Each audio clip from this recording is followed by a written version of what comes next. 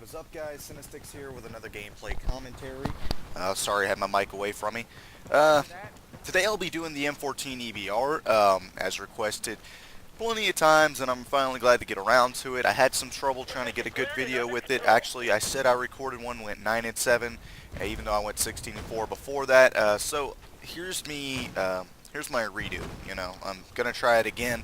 I was using it with the red dot, and yeah, red dot's fun and all, but it wasn't getting me the kills I needed. I found that if I'm a little bit more of a camper with this weapon, I could do a little bit better. So that's what I'll try to do here. Of course, I'm going to be using the ballistic scope. Why? Because actually good at long range. This weapon can do some good damage, around the 30s to even the 50s and 60s for a successful headshot, and it can do a one-shot kill headshot at really close range. Now, the attachments I'm using are the tactical stock, which greatly increases semi-automatic sniper rifle recoil when aimed down sight. So that's really good to have, especially for like the stuff like the SVD, the M110, and all that. Of course, the sorry about that. Even the VSS slightly, being that the stabilized stock really is mainly for maybe the SVUA is what I want to say, because the SVUA is a bullpup weapon. But now, back to this weapon. The standard amount of ammunition you get for this weapon is 14 rounds per magazine with 3 magazines total. Of course, this being the plus 3 version, I get 18 rounds, plus 4 ammo. So that's why I'm using the CQC ammo, just in case I get in those close quarters confrontations, which I do very frequently with this weapon. And the hip fire, as long as you're firing at a slow rate, you can have some very accurate hip fire, especially high damage when it comes to that hip fire. So besides that, this weapon's very rewarding if you take your time. Like most snipers, you should take your time. But if you do with this one, deal with the recoil, just sit there, take your time. The kills are super rewarding. Now, I think I said super because Super Rage Man is the guy I just killed, and I don't know, that word came to mind.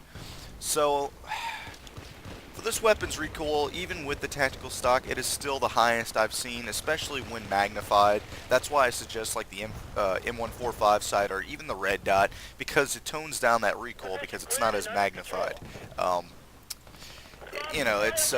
That's just my suggestion, but being that I like to use this at longer ranges, I'll be using the the ballistic scope. Of course, I was trying to use the Desert Vulcan because I'd gotten it for a couple of days. The sight on it is really off. Even at closer ranges, I was trying to shoot him in the head and it was hitting him in the chest. I don't understand why. I think it's broken. That's why I said I didn't want to do the sight, because I was going to try to do my commentary with it, and it was just terrible by all means. So that's why I didn't do it. So as I said, this weapon can perform greatly if you take your time and place your shots well. Don't spam the bullets, because the inaccuracy of this weapon is very high, even with the precision barrel. And you think, being that it's a semi-automatic and that it's already firing at a slow rate, you're just going to be able to snap on, bop, bop, and hit them like that. It's not going to work that way. You do have to sit there and take your time with this weapon. As I said, the kills are rewarding. And it does take time, and it's not going to be a one-shot kill, but that's why it's a semi-automatic weapon. Now, besides that, guys, today the Barracuda barrel dropped in. In my opinion, it's pretty stupid. I tried it out. It kind of helps with the damage over range. So that's about the only advantage of it. It kind of keeps the damage minimal. Like if a gun's supposed to do like 50 damage over certain ranges, and it stops to about maybe mid range, the Barracuda barrel will keep it going, like keep that range, keep that damage going at longer ranges than it typically would. So that's the only advantage of it. Of course, it does take away 4 ammo from, I think, just the standard magazine, not if you're using a magazine attachment. I don't know how that works, but I've tried it just a few seconds ago. Didn't really care for it. I mean, it's nothing special, but this just says that what's more is to come, and of course that means the Dominator ammo, Nimrod mags, apparently, stuff like that. Of course, I don't know if there's a new stock. I don't remember. All I remember is something about Dominator ammo and Nimrod mags from the customization thing. But besides that, back to this weapon. As you can see here, I'm not really doing the best. I can't always go positive with it. I don't know like what tactics I can really recommend with it. You know, can you be aggressive with it? Yeah, you can. I mean, if you take advantage of the hip-fire accuracy this weapon does have, um, when used, um, to, a slight bit of advantage, not too much. Of course, as you saw there, I did just 79 damage of them. You know, that's pretty good. Like I said, the damage really varies, and that's why you got to make headshots all the time with this weapon. Body shots, you'll do good, but headshots, you're going to get the kill a lot quicker. Not really quick, being that, you have to take your time with the recoil of the weapon, but as long as you're trying for those headshots, that's where you're going to hit. You got to hit in that area.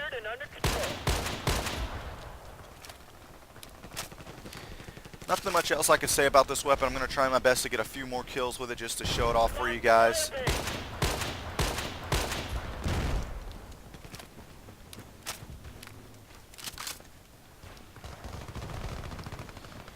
As y'all know, I know y'all keep asking the question, the F2000 RPK will be coming out soon. After these attachments continuously release, I think we'll see it within the next week or so. So, got that to look forward to. Of course, I have my battle funds saved up, not going to spend them on anything. Just going to get those weapons as soon as they come out, get the videos out, and have that for you guys to enjoy. I'm really looking forward to both of them. They're both really good guns that I've been wanting to see in this game, so I'm glad that's finally going to happen.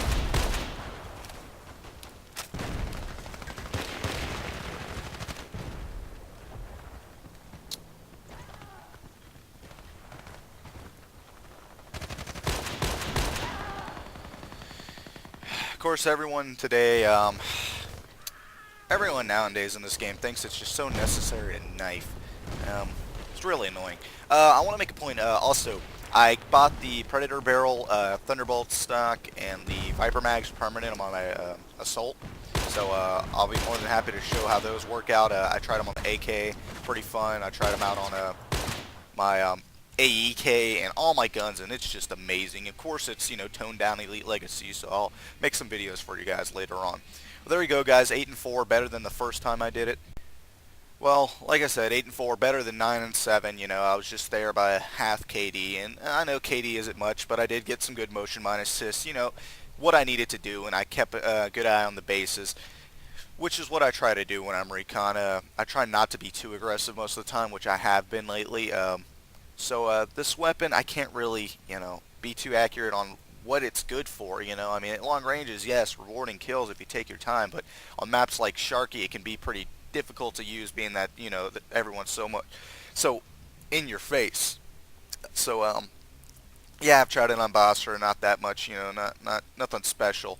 So I'd say Karkin would probably be a cakewalk for it, because it, you get your somewhat close quarters, but you get your long range with it, and it's nice and open. You could take some good shots, and you get enough time between when someone's trying to run to cover, to get some good shots on them. And if not, then get the kill. And so let's go look at the overall stats of the weapon. Medium damage, clocking in at around 20 to the high 70s, 80s for headshots. For body shots, typically 30 to 40 to 20. It's up and down. With 14 rounds per magazine, with 3 magazines total. Medium accuracy. I have the since I'm using the precision barrel on it and the tactical stock, I have a +2 and +5. With medium range, the range is still good. You can use a standoff barrel on it to get that extra range. I believe it's a +4 or +5 range, so that will keep the damage going at a little bit higher ranges. But I had no problem with it so far. It's one of the faster semi-automatics, I find, slightly, but puts it at a disadvantage because it's already got such high recoil. You don't want to spam the rounds, being that the accuracy is medium, and it's not really gonna stay on target too well. So guys, let me give you like the buffed up view of this weapon. Of course, like I said, I tried it with the red dot. Holographic was never good. M145, it's pretty good. I used the the newest one. And of course, like I said, what I wanted to say is when this weapon first released, it was just a hollow-sighted weapon, and this was before hollow sights were available to buy just as an attachment or just attachments in general. So this weapon released with the hollow sight, it was really terrible. It still kind of is, attachments help it more or less, but so once the update came out, they came out with a standard marksman scope for it. And, that was cool. It was like, okay, we can finally have a scope on this weapon, something besides the red dot. And, that was something to look forward to. And, of course, I prefer the ballistics because I like to get the extra range with it. And you'll never see me use it with the hollow. I mean, you'll see me use it with the M14EBR. I don't know why, just because I think it looks pretty nice on it. It's actually pretty easy to use, and the red dot, is pretty fun to use on it too. Feels kind of like the Modern Warfare 3 M14 with the red dot. That's one weapon from that game. Out of all the weapons that I could really appreciate, it was a pretty good gun. But that about concludes this commentary. Next, I think I'll just go ahead and do the M1911 because people have requested it alongside this one, so it was kind of a tie actually, if I think about it. It was a tie between the two. So, oh, sorry about that, guys. It's about 5 a.m. right now, but yeah, it was requested alongside it, so I'll be more than happy to do it pretty soon. So I hope you enjoyed that video commentary, guys. Much love and respect on the battlefield, soldiers. Peace.